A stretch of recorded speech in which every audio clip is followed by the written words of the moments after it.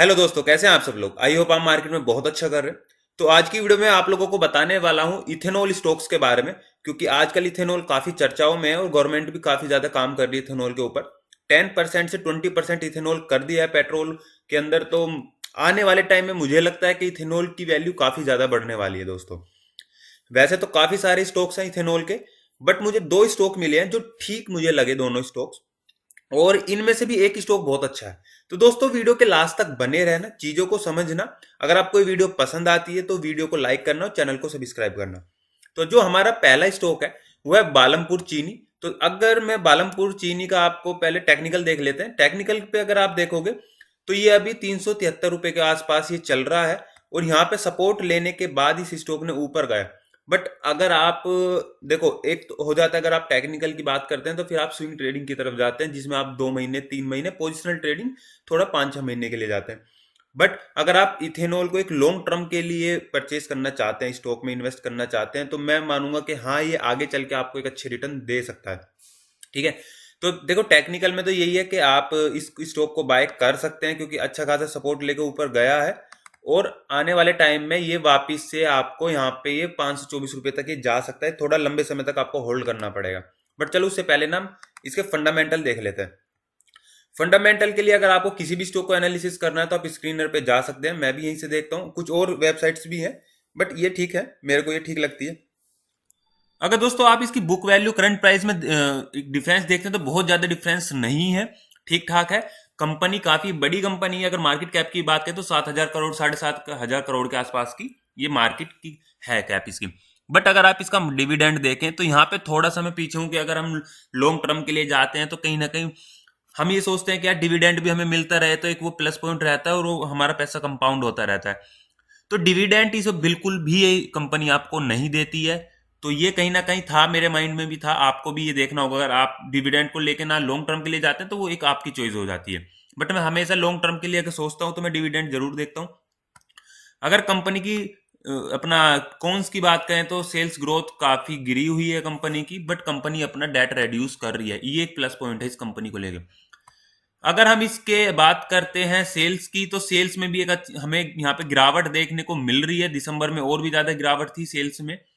और अगर overall yearly की सेल्स की बात करें तो उसमें भी देखो यहाँ पे बढ़ रही थी ओवरऑल में देखे तो। बट इस साल तक अभी तक ये 4454 की जो है सेल्स कर चुकी है, उसमें थोड़ी सी मुझे इंप्रूवमेंट यहाँ पे देखने को मिल रही है। ठीक है। अगर अब हम बात करें कंपनी के रिजर्व और बोरोइंग की, तो कंपनी के पास अच्छा खासा पैसा रिजर्व में है और बोरोइंग जो कंपनी के पास उधार है वो कम है। तो आप कह सकते हैं company kind of debt free company है, कंपनी के ऊपर कर्ज नहीं है। तो ये भी एक प्लस पॉइंट हो जाता है आपका। ठीक है। चलिए, तो अब बात करते हैं हम इस कंपनी के प्रमोटर और होल्डिंग की। अगर प्रमोटर की हम बात करें तो प्रमोटर की होल्डिंग स्टेबल है 42%, जो 41 से 42 थोड़ी सी यहाँ पे बढ़ाई है। अगर हम एफआईआई की बात करें तो कंपनी ने एफआईआई ने कंटिन्यूसली इस कंपनी में से अपना एफआईआई पैसा कम कर रही है, जो कि एक नेगेटिव पॉइंट मैं यहाँ पे मान रहा हूँ। अगर हम डीआईआई की बात करें तो डीआईआई ने तो कंपनी के अंदर पैसा बढ़ाया है 19 से, फिर से वापिस से बढ़ा के अपना मैक्सिमम पे चली गई है डीआईआई।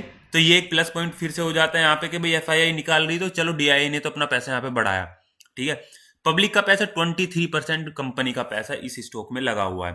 तो कहीं ना कहीं ठीक ठाक है कंपनी। लॉन्ग टर्म के लिए जाते हैं तो आपको बस ये देखना होगा कि भाई इसके क्वार्टरली रिजल्ट है वो कंटिन्यूसली डिग्रेड तो नहीं हो रहे। अगर वो ठीक ठाक चल रहे हैं तो आप इसमें इन्वेस्ट कर सकते हैं। फिर सेकंड स्टॉक आ जाता है हमारा द्वारका। द्वारका के बारे में, अगर द्वारकाधीश शुगर जो इंडस्ट्री है उसके बारे में अगर हम बात करें तो इसमें एक प्लस पॉइंट तो ये है कि आपको डिविडेंड भी मिलेगा। अगर आप 4-5 साल के लिए जा रहे हैं, 10 साल के लिए जा रहे हैं, तो डिविडेंड तो मिलेगा ही मिलेगा आपको। और करंट प्राइस और बुक वैल्यू में भी कोई ज्यादा खास डिफरेंस नहीं है। तो कंपनी ठीक ठाक है, चल रही है कि बहुत ज्यादा हाई प्राइस पे नहीं है कंपनी। ठीक है। 90 रुपए के आसपास का इसका भी जो है वो प्राइस चल रहा है। अगर हम इसके प्रोज की बात करें, रिड्यूस कर रही है, बहुत अच्छी बात है। डिविडेंड दे रही है, ये भी बहुत अच्छी बात है। और देखो ये बहुत अच्छी बात है कि कंपनी ने का जो अपना कैपिटल रिक्वायरमेंट वो रिड्यूस हो गया है।